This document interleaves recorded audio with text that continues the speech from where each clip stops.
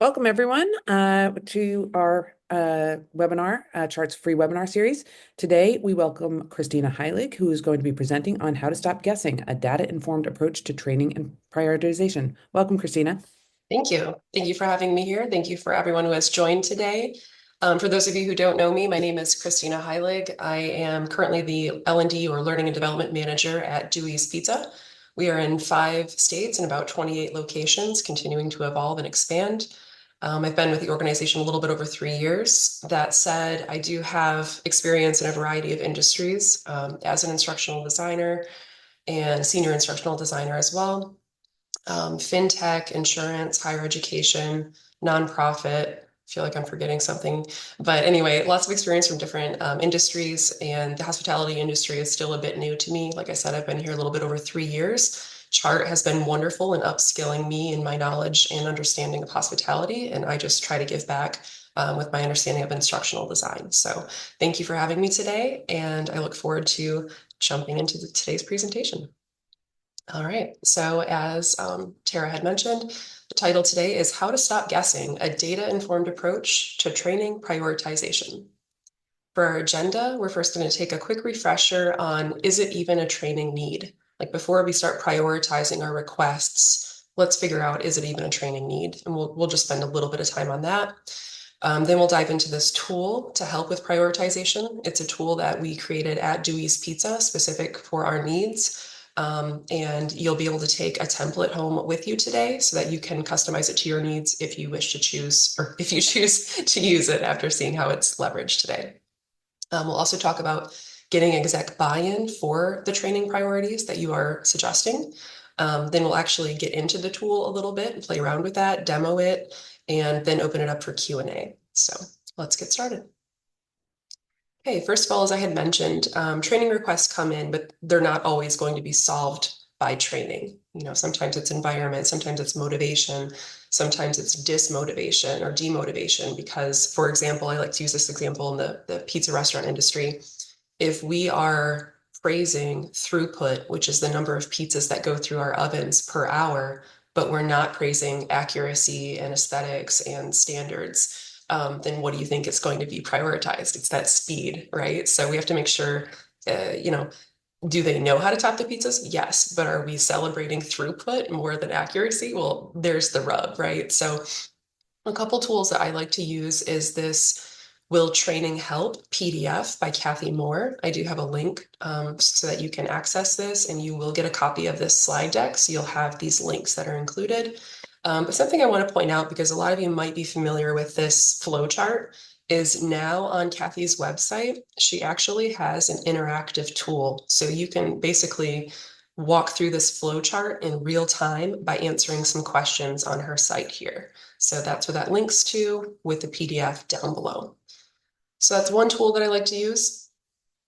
And then the other is actually from a chart presentation slide deck that I helped co-facilitate in New Orleans last month. And it's this performance versus knowledge matrix. And it's super simple. It's basically, do the folks know how to do the thing? And are they doing the thing? And training is only needed for 2 of these quadrants. So for example, if you know how to top a pizza, but you're not doing it, that's not a training that's not a training matter. It might be that we are prioritizing or praising the throughput, right? So these are some questions you can ask yourself. Do they not know how to top pizzas and they're not doing it? Then yes, that's a training need. Yellow could be more like they need some coaching or a job aid or just some support or reminders or accountability. So another great tool just to kind of, drill down to say, is it even a training need before I add it to my prioritization tool? Okay. So analysis determined that it is indeed a training need, but there are many training requests. Now what? I'd like to know from you all, and feel free to come off of mute or add into the chat. How are you currently prioritizing those training requests? And I ask because there is no right answer. There's no one answer, no one way to do this. And so I was kind of hoping that we could maybe learn from one another a little bit too, because my way is just one way. So anyone care to share how you prioritize these requests?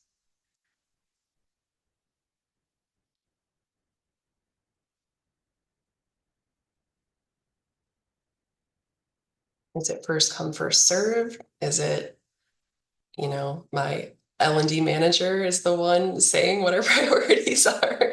Okay, ROI. So Mitchell, it looks like if I'm understanding you, you're saying we prioritize the training initiatives based on what the expected return on investment for those initiatives. Okay, that makes sense. Kate says, I like to tie them to my corporate goals. If it's not furthering or tied to those, we shouldn't work on it. Love that, Kate. We're actually going to talk about that today. Deliverable timelines is the easy one. Okay, so saying like, when is it needed by? Does that align with our bandwidth on the L&D team? Can we make it work? Is what I'm assuming that means. ROI and how it drives brand strategies. I like that. So it seems like we're hitting on some key points here. Like, is there alignment and alignment specifically to the organization's strategic goals? The focus does seem to be on ROI, which I love. It's a really dangerous place for L&D if we're seen as a cost center instead of a business center. So I love to see that we're talking about ROI in the chat. Oh, look, someone has an L&D roadmap. There's an L&D roadmap for the year and strategic goals. However, as we know in L&D, we often get what I like to call side quests and get pulled away from goals. Yes, that is a reality. Something we do at Dewey's is we follow this book called Traction, and we set up 3 rocks per goal per quarter. And rocks are our main goals for the quarter. And so if we get these side quests or hallway asks, we can kind of go back to the 3 rocks and say, love that, great idea, but these are the 3 areas of focus for me and my team this quarter. But let's circle back next quarter and maybe we can prioritize them for next quarter. Or maybe we finished the 3 main goals for the quarter, which doesn't always happen, but if we finish those 3 goals, then if we have time, we can revisit that. So I like that. And then lastly, it says trying to educate the organization to stay on track.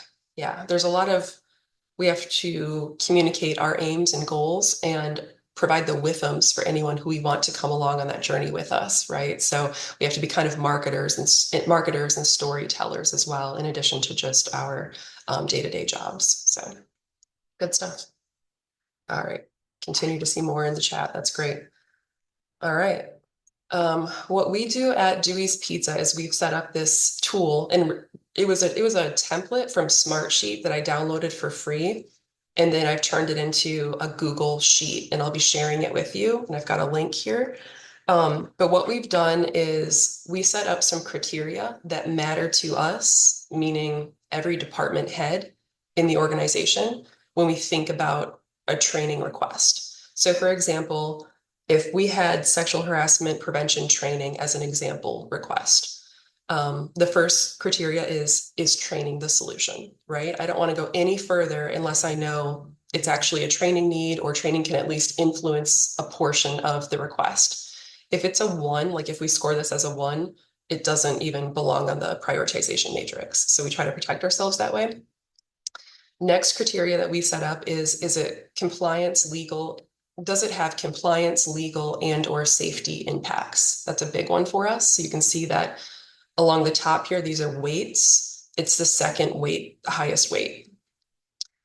The next criteria is, which I saw in the chat, which I love this, is this training request aligned with the strategic goals of the organization? You should have access to those. If you don't have immediate access to like the 1-year plan for your organization, the 3-year, the 5-year plan, and so on, see if you can get that, because it also shows that you're thinking as part of the business and not working for the business. You are part of the business. So you need to know what the organization's strategic goals are, and someone can get you those. So try to align your initiatives to the strategic goals of the organization. So that it's one team, one dream. You're all working toward the same things. Next, what is the severity of the performance or operational issue? I'll show you later in a key that I have down below for scoring how we think about that. Next is the estimated financial cost. And you can think of this a couple ways. Like, what's the cost if we don't provide the training or we do? Like, there could be a positive figure there or a negative figure there. So you can think both ways, or like revenue, like you can just select exactly what you want to think about. And then the estimated financial gain. Okay, so we've got both there covered. So again, just really quickly, requests are on the left, I like to put who requested it, when it was received, because that can also help when we think about like how old an initiative is, or if that can keeps getting kicked down the road. We might want to explore bringing that to the surface. And then we've got weighting at the top. And then the score, when we enter our scores of 5, like 1 through 5, it gives us a total score in the far right corner. So I want to open up this tool because I mentioned that there is a key. So down below is a key that helps us understand how to score each of those criteria for each request. So for example, as I mentioned, if training is the solution, if we score as a 1 or 2, there's some outlines here of how we want to handle that. 3 means training could somewhat help the solution or influence the solution, but it won't resolve all of the problems. So if you think of like that fishbone diagram where it's like processes, people, environment, etc. It often training isn't the only solution. We often have to like think about bonus structures or adding something to the scorecard so that there's accountability or building in some coaching, right? So that's where 3 would come in. A 4 or 5 is yes, training will best solve the performance issue. And then we can go, so on and so forth, but I'll just do one more. This is one I wanted to focus on here. It is, I'll make this bigger. What is the severity of the performance and or operational issue? The way that we thought about this was, for example, the issue is not impacting performance and or operations. That would be a 1, or is only impacting 1 to 3 of our locations. So you can set this up in whatever way makes sense for you. But to us, it was kind of like number of locations impacted, and does it need to be addressed immediately, meaning like within 6 to 12 months, or later than that. So what I'm getting across here is that it's completely up to you and your department heads how you want to set up your criteria, your weighting, and your scoring. Literally, all I'm giving you as a template is just the framework, and then you get to go make it your own. Let me see what else I wanted to share before we dive into that. Any questions so far on that? I'll pause because that's kind of a lot. I'll give you a minute. Feel free to come off mute or pop it in the chat.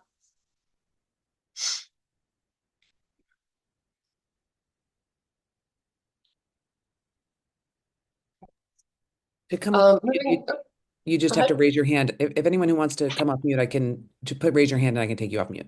Hey, Renee, I saw your hand raised. Long time no talk. Okay, are you allowed to talk, Renee? Hear me? Yes. Oh, hi, Christina. How are you? Hi, doing well, thanks. Good to hear from you. Good to see you. Something we also can consider, and this is all so wonderful. I'm taking great notes. But we even consider like the shelf life of something. You know, Mm. I had this conversation with some people on my team, especially our design team, how much time and energy we also put into things that do have a really short shelf life. At least at our organization, we do have a lot of like promotional things that are only a couple weeks or a short amount of time. So maybe it's not a full-on training, but what can we provide to them that, within a month we're not going to use it anymore, but we still need to provide something for the time being. So thinking about that, like the time spend and how much this will live on, and if it will be evergreen or if there's kind of like a hard stop date too. It's a great consideration. So you'd have that kind of weighted and scored out as well in this matrix. Cool. Thank you for that share. Anyone else? I don't see any other hands. Okay. Cool. Let's move it on. All right. So, and we'll use this tool together so you can get a feel for how it works. But before we do that, let's pretend we've already done that. Let's pretend we've got at least our top 3 priorities lined up here. What's next then? Do you just start? I mean, we have to like get that alignment or get that buy-in, right? And at least I want that. I want our executive team to feel informed about L&D's decisions and what we're working on. And I want to also stay top of mind with them. So I wanted to ask you all, how could you or do you currently gain exec buy-in for your L&D priorities? Opening up in chat and for raised hands to come off mute. How are you getting that buy-in or that alignment? Again, no one right answer. And hoping to learn from you all as well.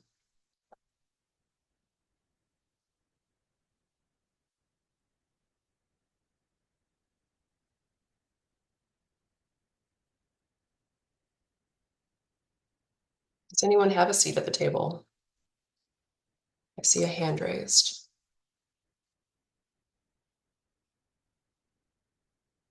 Yes, please. Would love to hear from you. Nikina, you should be able to talk now.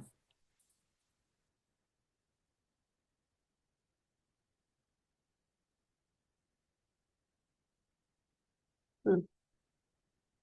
While she's getting her audio going, I'm going to read this in the chat. It says, sometimes showing a tangible example of what something could look like has been helpful. I like that. I find that's helpful too, of just getting something. This happened yesterday. My director was like, I'm so glad that we got that hospitality course in front of me because now I know like how I would want it to be different. And I wouldn't have been able to like bring that out of myself if I didn't have something in front of me. So yeah, that's a great one. Someone else says I have a monthly one-on-one with our COO and present all of our current L&D projects and why they are a focus for us. Love that. Nice one, Philip. Renee, yes, give them something to react to. Okay, Nikina, are you able to come off? Or you're off of mute, but we can't hear you.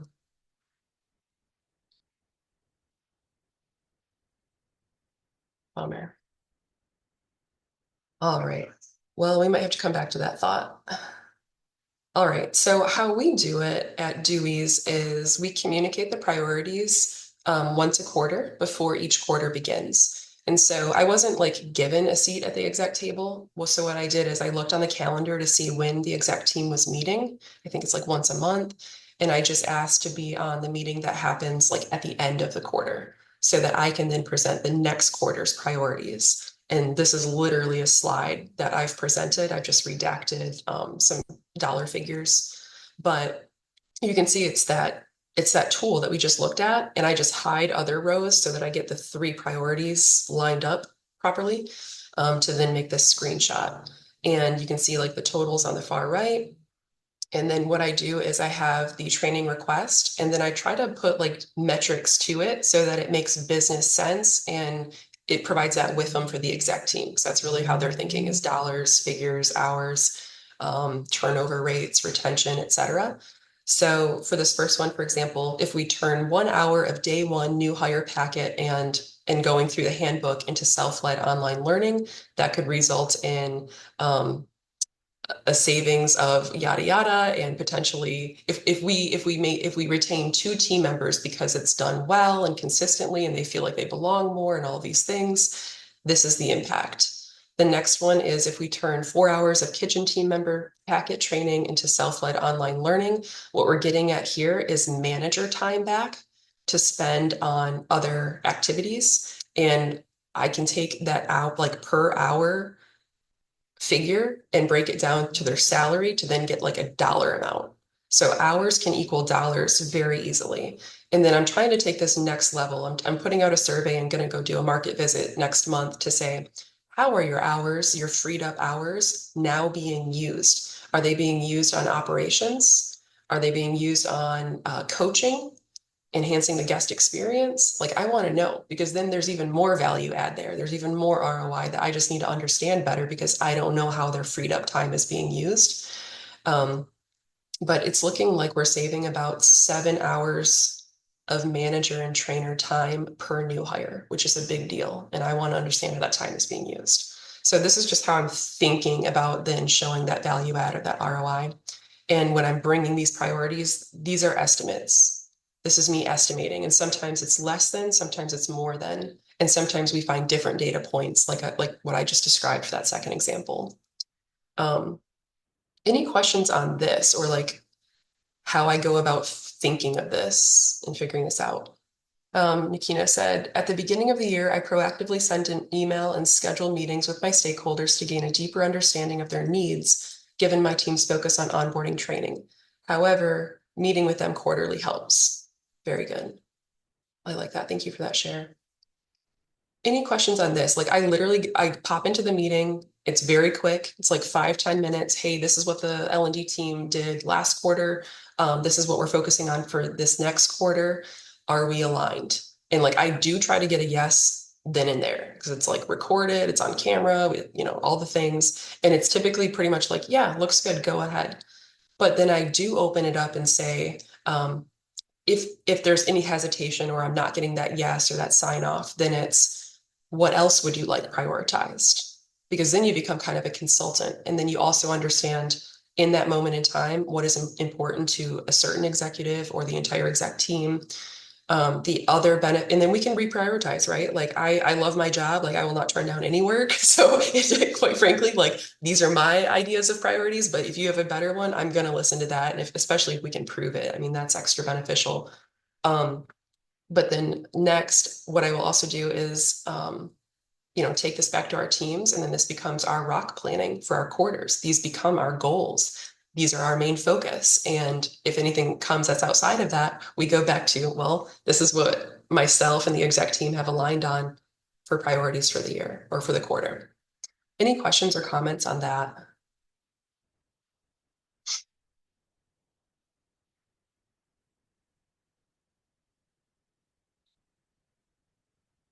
It's a really easy way to get that seat at the table. Just asking, can I pop in for 5 to 10 minutes for this meeting once a quarter? That's not a big ask. So I think that's a really easy way to get your foot in the door for that. Okay.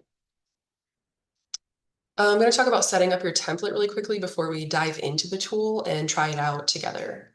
So the first thing I would say is when you're setting up your template, and remember, you're going to get a copy of this slide deck, so you'll have these like instructions or guidelines built in.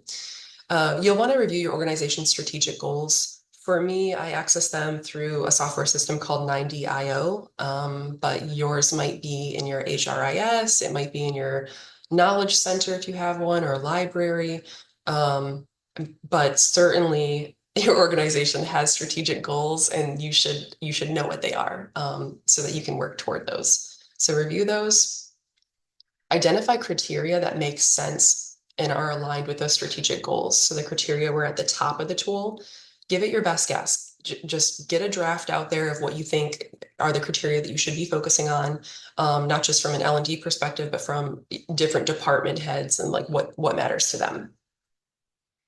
Then I took that template with my best idea or best guess of like criteria, weighting, scoring, key, everything. And I set up a meeting with each of the department heads and shared the idea of this template, of this tool, how it would be helpful to not only myself, but to them, and to reaching their goals and their needs, and how training can support. But then I saw it, like, not in that moment. It was like a takeaway kind of assignment or to do, was to, okay, go marinate on this template, consume it, think about it from your department's perspective, and provide any feedback or additional input on how to make this better or more meaningful from your perspective. And that was really helpful because they had considerations and, like, for example, dollar figure ranges that I wouldn't have known, but finance knew that would be important, and that influenced our scoring, right? So seek that feedback and input, assign a weight per criteria. Again, you can work with the department heads on that.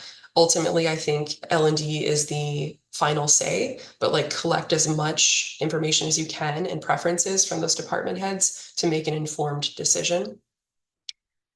And then set up that scoring key. So if we go back to the tool, that scoring key was down here, and it basically just outlines how to score up above, like how to know whether to score a 3 versus a 4 or 5, and fill in this detail. And the department heads can help you. Like I said, finance helped me with this one for sure. Ops helped me with this one. So I say all that to say this isn't a one-person project, but somebody needs to start it, and that would be you. But make it collaborative, make it feel like it's it's a group goal and aim to get this right, and they should support you. Okay, before we go into Q&A, I thought we would just like try out the tool a little bit. So I'm going to open up this template. And does anyone have like a recent training request that we could leverage for this and just play with the tool a little bit to get to that total score? What was a recent training request that you've had? Feel free to come off mute or pop it in the chat. Or a current one.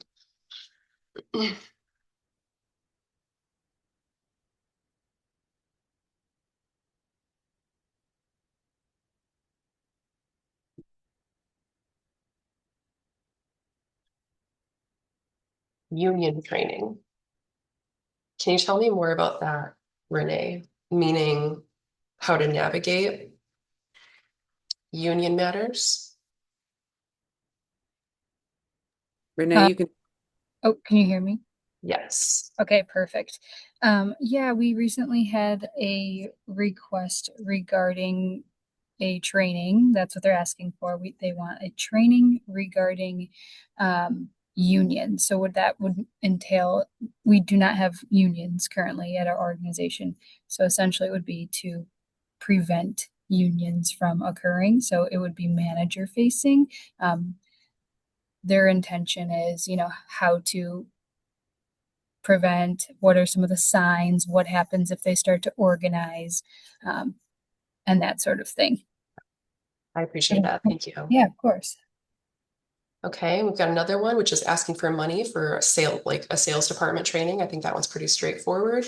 And I'll do one more. A new safe being delivered to all locations, need to update training usage of the safe, cash handling procedures, etc. So safe and cash handling. I would say like basically like new product and process potentially training. All right, let's take a look. So union, this is probably coming from HR and board director, somewhere along those lines. Is training the solution? Drop it in the chat. 1 through 5, do you think training would be the solution?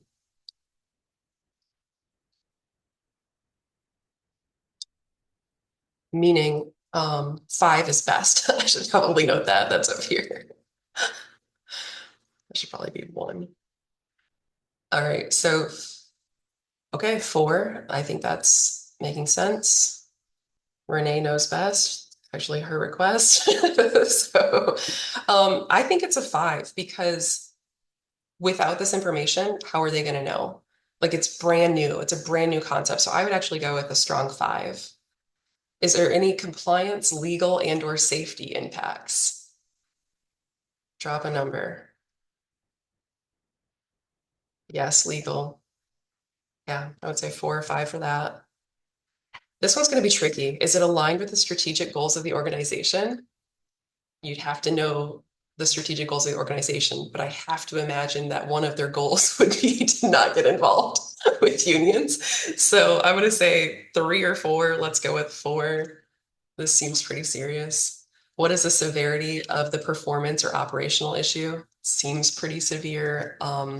I would say probably 4 because we don't actually know if it's going to happen or manifest, but it's a possibility. What's the estimated financial cost? I think that one's a little tricky too. We don't know. It's more risk mitigation than anything. Let me drop down to my key and see what that looks like. Oh, if we look back at the financial cost, I think the cost would be easily over $20,000 if we're going to go with this range. So yeah, 4 or 5, that makes sense. What is the financial benefit to the business over a 12-month period if this need is addressed? Based on risk mitigation, I'm saying 4 or 5 because over $100,000 easily. So we'll just say 4 to be safe because there's a lot of kind of unknowns with this one. And then boom, we've got a number there. So based on these two, and I know these are 2 different organizations, but they're very close. Like sexual harassment prevention training is a priority over this union training right now. But something that Renee actually mentioned earlier is also like kind of shelf life, but I want to flip it in a way of like, what is more pressing? What is more urgent? And to me, it might be the union thing, because if they're bringing it up, there might be concerns already. Something might be brewing under the surface. So although we're getting this hard number, it's also a discussion, right? And maybe it's taking both to the exec team and saying, I have two other priorities. For the third one, these are really close. Can we discuss this? And then again, you become a trusted consultant and kind of like advisor. So yeah, that was fun. Okay. Let's go with the next one, asking for money, sales training. Let's pretend that this training doesn't exist yet, because otherwise it could be like a little confusing. So let's just pretend it doesn't exist. This probably came from the sales department head. Would training be the solution? Sounds like we're training salespeople about how to ask for money in a transaction. We go down to our key. It might be a 3, depending on motivation, but if we just keep it basic, it's probably a training need. So I would say at least a 4. Are there compliance, legal, and/or safety impacts? Let's see what that looks like. Project has no legal or compliance impacts. Project has minimum but some effect on the organization being in compliance. There might be some compliance issue there with sales. Probably a 2 or a 3. 3? Okay. I saw 3 in the chat. We'll go with 3. Is it aligned with the strategic goals of the organization? I would have to imagine yes. If it's a sales department or org, they're probably wanting those sales. So I'm going to say actually 5. Severity, I wouldn't know. So let's just take a look down here and just pick one. What is the severity of the performance and/or operational issue? Let's say it is impacting performance and/or operations at more than 3 locations, but could be addressed within 6 to 12 months. Like it's not an on-fire thing. Then that's a 3. Last 2, estimated financial cost. Let's say it is probably over, at least with this range, 20,000. So I'm going to say at least a 4. And financial gain. Probably the 50,000 to 100,000, I'm guessing, but over a period of time, like I don't know the period of time either. That would have to be a consideration. So 3 or 4 on that. And boom, we get our number. So this is how you leverage the tool. You can see it's not a pure science, it's an art and a science. And you also see context matters. I didn't have all the context for these training requests to make as informed of decisions as I would have liked when scoring using this tool. Any questions or comments on using the tool, usage or setup? Any questions as we walked through those examples that came up? Looks like we have a hand. Trying to find it. Renee, yes. Okay, you should be unmuted. Renee, it's not unmuting.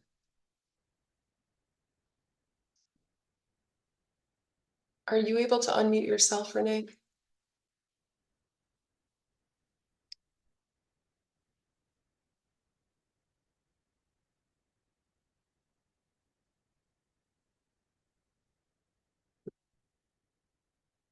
Oh, okay, no worries. Didn't mean to raise your hand. Oh, something we haven't talked about is on the far right over here. We have the criteria weighting.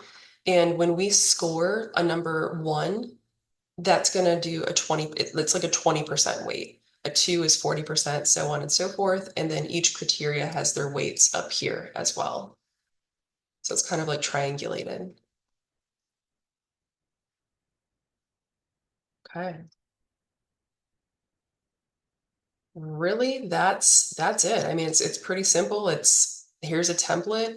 Here's how to think about setting up your criteria based on your strategic goals of your organization, ideas on how to find those strategic goals if you don't have direct access. Really understanding first if it's even a training need, and then popping them into this training prioritization tool sharing your priorities. I would recommend quarterly if possible. Once a year is easy to forget L&D. I like the quarterly touch point because it also keeps L&D top of mind. And also when we present at the exact meetings, sometimes it jogs their memory of, oh, you know what else is new that we need training for, and it sparks additional training requests, which again, I'm here for it all day. That's the job, right? That's what we're here for. But we do need to be mindful of where our time and energy is spent. So then those just need to be prioritized. Let's see. Looks like we have some new messages. Okay. So Tara has popped the training prioritization tool template link into the chat. So you have access to that now. If you have any trouble accessing it, let me know. I'll try to support. Also, please connect with me on LinkedIn. I love to stay connected with the chart community, and a lot of your names are new to me, so I would love to stay connected. I will pop my link into the chat. If you run into any questions or ideas or just want to talk about that tool some more, happy to do that as well. And I just want to thank you again for coming. I know we're a little bit wrapping up a little bit soon, so I'm here to chat longer to answer any questions that you might have. Tara, did we have any questions that we did not address yet? Yeah, there are just two questions and anyone who has any questions, you can put it in the chat or the Q&A right now. But the two questions that came in, first one is, how did you get the department heads to agree on the weighting and the scoring? Again, I had met with them individually and got their take because I didn't want group think. So what I asked was like for them to go and provide like think on it, review the tool, review the weighting, the scoring. I even met with some of them one-on-one to like have that discussion together so we could work through it together. And I was just seeking their input on what the criteria and weighting should be. And once I gathered that from all department heads, I could kind of see patterns. And then ultimately L&D was the one to like make the final decision on what that weighting and scoring looked like, but at least we had the input from all of the department heads and we didn't have group think going on, which can kind of sway people sometimes, or sometimes folks aren't wanting to like speak up as much in a group. So it was important to me to ask those individuals more on a sidebar for that input. Okay, and the only other question I have is, how do you get the conversation started around prioritizing training requests? Thankfully, it was pretty simple because at Dewey's Pizza, like I said, we're already in the habit of leveraging what was taught in Traction, Get a Grip on Your Business by Gino Wickman. And that is we set up 3 rocks or goals per quarter. And like every single manager, director, exec does this on a quarterly basis. So we're already in the mindset of what are our top 3 priorities per quarter. So this was a very natural and organic thing to say, okay, I want to do that for the L&D team. And not just for us, but we want to know like what our organization's training priorities are, the 3 priorities per the whole quarter. And so that just made sense in our organization. It might take a little bit of educating on that idea if your organization is not leveraging something similar. Okay, and that is all I have, although I'm putting in right now for anyone who's interested, the full deck of your slides. So in case anybody wants to grab that quickly. Christina, thank you so much. As I mentioned, this is being recorded. It will be posted on the website later today. Awesome. Thank you all so much for coming. And like I said, let's stay connected. Thank you, everyone. Bye.